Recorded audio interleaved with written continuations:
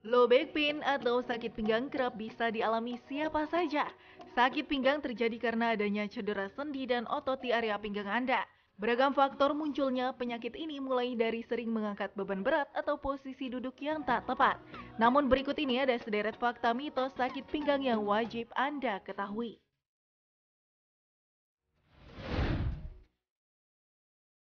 Pertama, banyak beredar mitos mengangkat beban berat menyebabkan sakit pinggang.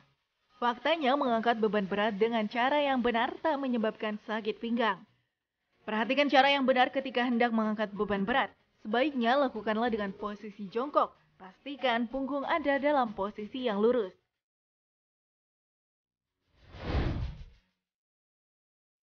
Mitos selanjutnya juga beredar kalau olahraga bisa membuat sakit pinggang menjadi semakin memburuk.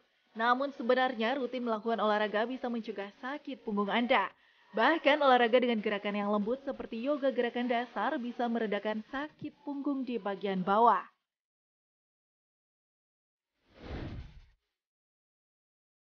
Mitos selanjutnya, duduk dengan posisi membungkuk adalah posisi yang buruk. Namun sejatinya duduk dengan posisi terlalu tegak dalam kurun waktu yang cukup lama bisa menyebabkan punggung kelebihan beban. Cobalah bersandar di kursi dengan kaki di lantai kemudian biarkan punggung sedikit melengkung.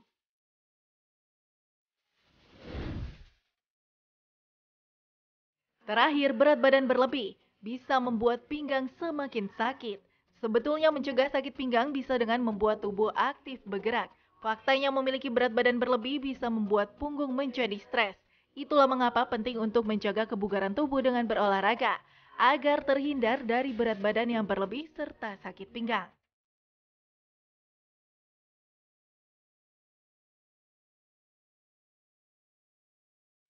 Ya kurang gerak pinggung sakit nih sama nih ya. Tapi kalau terlalu banyak gerak, gerakannya salah juga sakit juga. Jadi karena itu memang harus tahu bagaimana caranya. Karena itu tahu juga seimbang, tahu bisa tahu olahraga, tahu juga kapan harus beristirahat.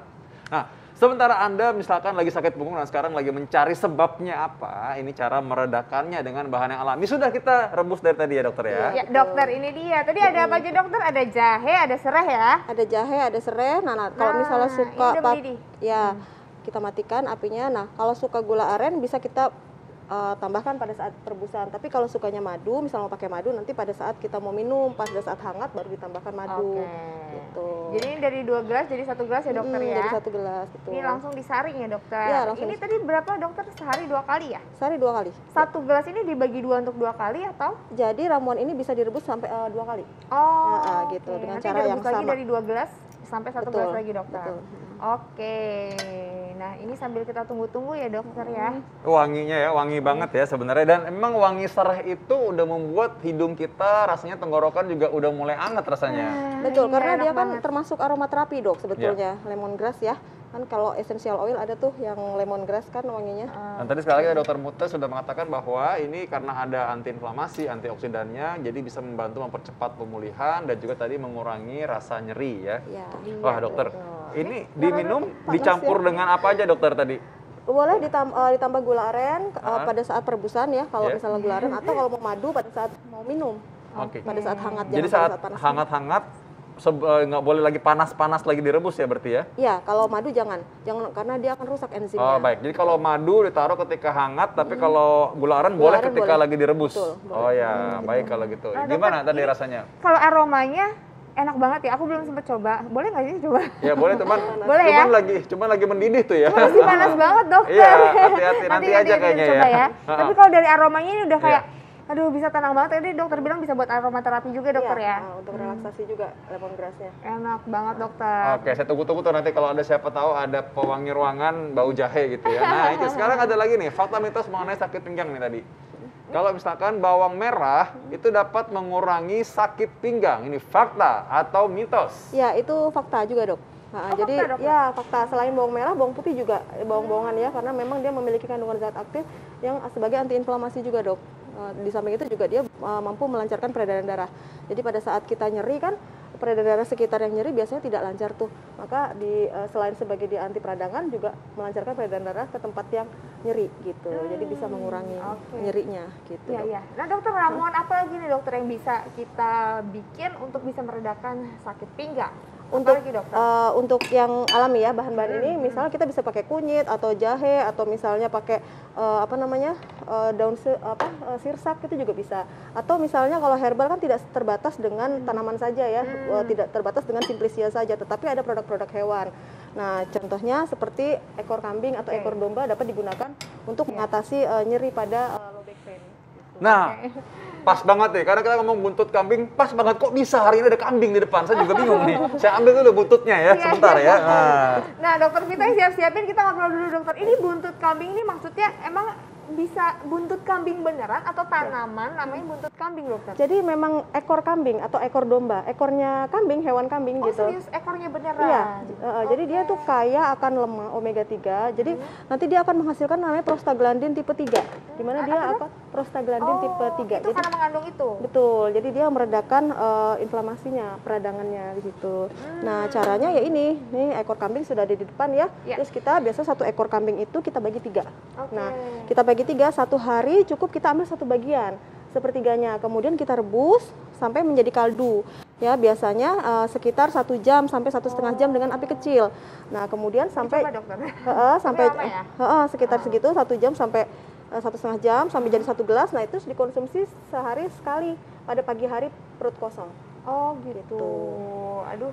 Tapi ini mau dicoba dokter ya, nanti sambil kita tunggu. Boleh. Coba ya, ini memang cara merebusnya ini cukup lama ya, tapi kita boleh usahakan, kita kasih lihat bagaimana cara merebusnya ya. Sebenarnya kira-kira campur sampai nutupin tulang ekornya ya. Betul. Oh, berarti sampai semuanya terebus ya, semua terendam ya berarti ya. Kemudian yang diambil ini nanti airnya aja atau dagingnya juga ikutan? Kaldunya, jadi airnya aja. Kaldunya ya. Jadi Ini boleh kita panasin? boleh dicampur dengan daun bawang, lalu campur kentang sama santan nggak sih? Enggak ya, sama cabai jadi sup nggak sih ya? Jadi sup cukup ya, ini Dok? saja, Dok. Cukup gini aja ya, oke. Oke, nanti segini kita rebus sampai 1 jam. Sampai 1 jam sampai 1,5 jam sampai menjadi kaldu dia kan. Baru kita minum sehari 1 kali pada pagi hari saat perut kosong. Nah, itu lebih baik. kalau tadi kan dengan air jahe dan air serai itu kan ada bisa dicampur dengan aren, gula aren dengan madu ya. Kalau ini ada bahan pencampur lain nggak mungkin bagi yang tidak suka aromanya gitu misalnya? Oh bisa, tadi kan seperti bawang putih juga kan memiliki efek antiinflamasi juga, bisa ditambahkan sebagai untuk efek sinergi juga gitu.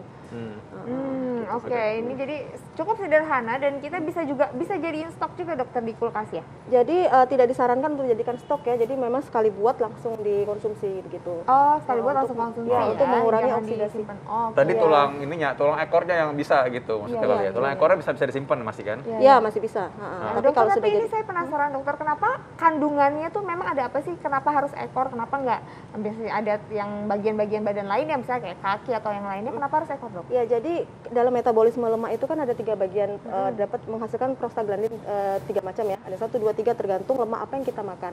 Nah, kebetulan kalau misalnya pada ekornya ini kaya akan kandungan yang disebut prostaglandin tipe 3. Oh, Jadi dia fungsinya untuk memang meredakan inflamasi atau peradangan tadi. Gitu.